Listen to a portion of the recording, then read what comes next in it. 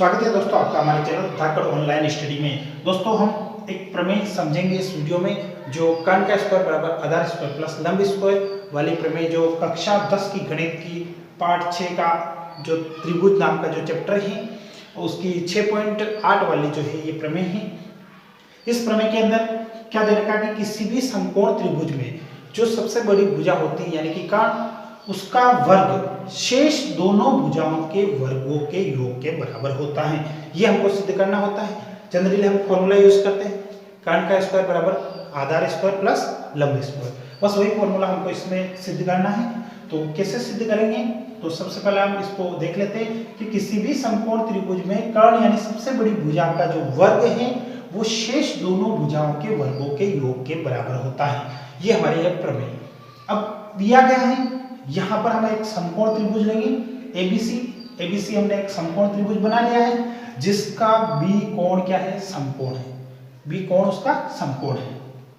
हमको सिद्ध करना है कि एसी का स्क्वायर, एसी क्या है, यहाँ पर कर्ण है। आप देख सकते हैं ये जो भुजा है कर्ण है, ये लंब है और ये आधार है। तो इस कर्ण का स्क्वायर यानी कि एसी का स्क्वायर बराबर लंब यानी एबी के स्क्वायर और आधार यानी बीसी के स्क्वायर के बराबर होता है। ये हमको सिद्ध करना है। तो यहाँ पर जो सबसे बड़ी भुजा है वो है एसी, जिसको हमने कर्ण ले रखा है। तो एसी का स्क्वायर बराबर एबी का स्क्वायर प्लस बीसी का स्क्वायर। कहने का मतलब कर्ण का स्क्वायर बराबर आधार का स्क्वायर प्लस लंब का स्क्वायर, आधार और लंब का स्क्वायर। यही हमको इसमें सिद्ध करना है कि बड़ी भुजा का जो वर्ग है वो शेष दोनों छोटी भुजाओं के वर्गों के योग के बराबर होता है। तो सबसे पहले हमको रचना करनी पड़ेगी। रचना के अंदर हमको क्या करना है कि बीडी एक लंब खींचना है एसी भुजा पर। ये एसी भुजा है और यहाँ बी से हम एक लंब खींच देंगे और यहाँ पर पॉइंट दे देंगे डी, बीडी। बस इतनी सी हमको रचना करनी, क्योंकि किसी भी प्रमेय को सिद्ध करने के लिए हमारे पास 4 पॉइंट होने चाहिए। एक तो दिया गया है, क्या हमको दे रखा है, उसके बाद क्या हमको सिद्ध करना है, और फिर रचना क्या की हमने, फिर उसके बाद उपपत्ति जिसमें हमारा पूरा हल आ जाएगा। तो रचना के अंदर हमको क्या करना है, एक बीडी लंब खींचना है समकोण त्रिभुज में जो एसी भुजा पर होगा। अब लंब आपको पता होगा 90 डिग्री का कोण बनाता है, दोनों तरफ इसके 90 डिग्री के कोण हो जाएंगे। उसके बाद उपपत्ति पर आ जाना है। उपपत्ति में क्या करना है, हमको सबसे पहले 2 त्रिभुज लेने हैं। त्रिभुज एबीसी जो बड़ा वाला त्रिभुज है पूरा, उसके बाद त्रिभुज एडीबी यानी ये वाला त्रिभुज एडीबी लेना है और एक पूरा त्रिभुज लेना है। और दूसरी बार में क्या करना है कि पूरा त्रिभुज लेना है एबीसी और बीडीसी त्रिभुज लेना है, यानी कि ये 2 त्रिभुज हमको लेने हैं और हमारा क्वेश्चन सॉल्व हो जाएगा। तो सबसे पहले हमने त्रिभुज ले लिया एबीसी यानी पूरा वाला और एडीबी यानी ये ऊपर वाला एडीबी। अब इसके अंदर हमको इनकी भुजाओं को समानुपाती बनाने के लिए हमको पहले इनको समरूप सिद्ध करना पड़ेगा। तो इन दोनों त्रिभुज को समरूप सिद्ध करेंगे तो हम देख सकते हैं कि कोण एबीसी बराबर कोण एडीबी, यहाँ पर ए बी सी ये समकोण त्रिभुज लिया तो कोण बी 90 डिग्री का हो जाएगा, और ए डी बी के अंदर ये भी जो है 90 डिग्री का हो जाएगा, क्योंकि ये लंब खींच रखा है और लंब के साथ जो है 90 डिग्री का कोण बनता है। तो यानी कि ये दोनों कोण, दोनों में एक एक कोण 90 डिग्री का हो गया। उसके बाद कोण ए, ये जो कोण ए है ये एडीबी के अंदर भी वही है और एबीसी के अंदर भी वही है, यानी कि उभयनिष्ठ है, दोनों के अंदर आ रहा है। तो एक हो गया कोण उभयनिष्ठ। अब 2 कोण अगर हमारे समान हैं 2 त्रिभुजों के अंदर, तो ए यानी कोण कोण समरूपता के नियम से त्रिभुज एबीसी और त्रिभुज एडीबी समरूप हो जाएंगे। अब अगर एडीबी और एबीसी समरूप है तो हमको पता है कि समरूप त्रिभुजों की जो संगत भुजाएं होती है वो समानुपाती होती हैं। यानी कि बड़े वाले त्रिभुज की जो संगत भुजा हमने एबी ले रखी है, तो एबी बटावा में एडी एबी जो है इसका कर्ण है और एडी इसका आधार है। तो एबी ये तो हो गया कर्ण इस किस वाले त्रिभुज का, एबीडी का, इस एडीबी का। तो इसका जो कर्ण हो गया एबी, और इधर देखिए हम पूरे बड़े वाले त्रिभुज में कर्ण हो जाएगा एस। तो ये कर्ण जो है वो एडीबी का है, ये कर्ण एडीबी का है। और ये जो कर्ण है एसी वो एबीसी का है।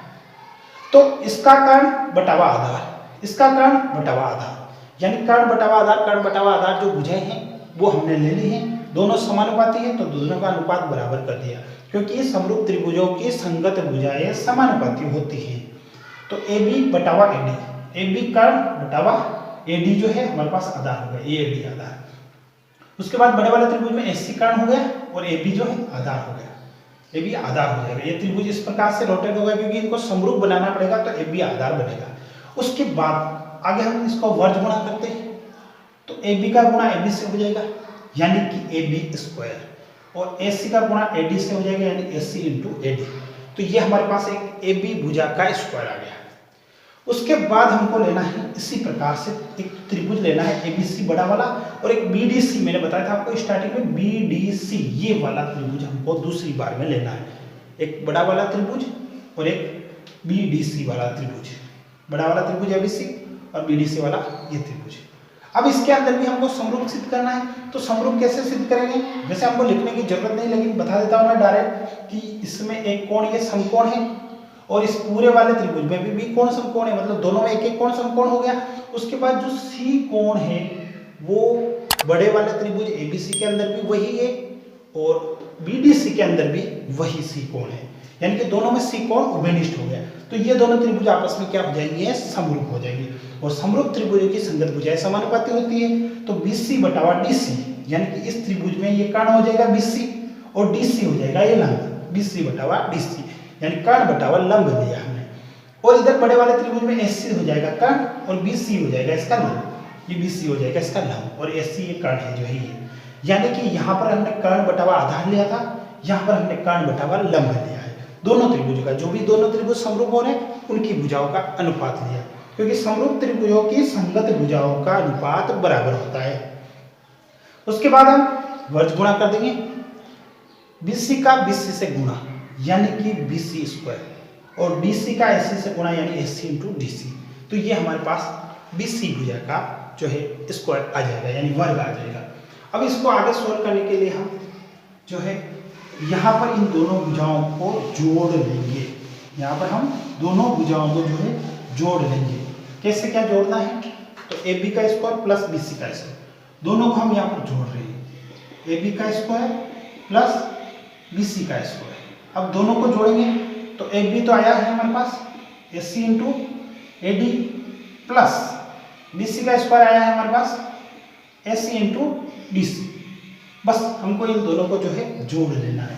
अब कैसे जोड़ेंगे, तो सबसे पहले इधर AB प्लस BC का स्क्वायर जो है ऐसा कैसे रहेगा, क्योंकि हमको यही तो सिद्ध करना, यही तो लाना हमको, AB का स्क्वायर प्लस BC का स्क्वायर। ये तो ऐसा कैसे रहेगा, इसमें SC इसमें भी आ रहा है इसमें भी आ रहा है, यानी कि हम SC कॉमन लेंगे तो यहाँ बच जाएगा AD और यहाँ बच जाएगा हमारे पास DC। अब AB का स्क्वायर प्लस BC का स्क्वायर बराबर SC into AD plus DC, AD plus DC, यानी AD और DC को जोड़ने पर हमारे पास भुजा बन रही है SC।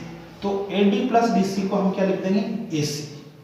अब AB का स्क्वायर प्लस BC का स्क्वायर बराबर AC का गुणा SC से होगा तो AC का स्क्वायर, यानी कर्ण का स्क्वायर बराबर आधार स्क्वायर प्लस लंब स्क्वायर। ये जो है हमारे यहाँ पर ये प्रमेय सिद्ध हो गई है कि किसी भी समकोण त्रिभुज में सबसे बड़ी भुजा का वर्ग, यानी सबसे बड़ी भुजा वैसे कर्ण होती है तो कर्ण का वर्ग शेष दोनों भुजाओं के वर्गों के योग के बराबर होता है। तो ये जो है हमने इस वीडियो में इस प्रमेय को सिद्ध किया है। और भी अधिक वीडियो देखने के लिए आप हमारे चैनल को जरूर सब्सक्राइब कर दें, और अगर वीडियो को अभी तक आपने लाइक नहीं किया है तो वीडियो को जरूर लाइक कर दें।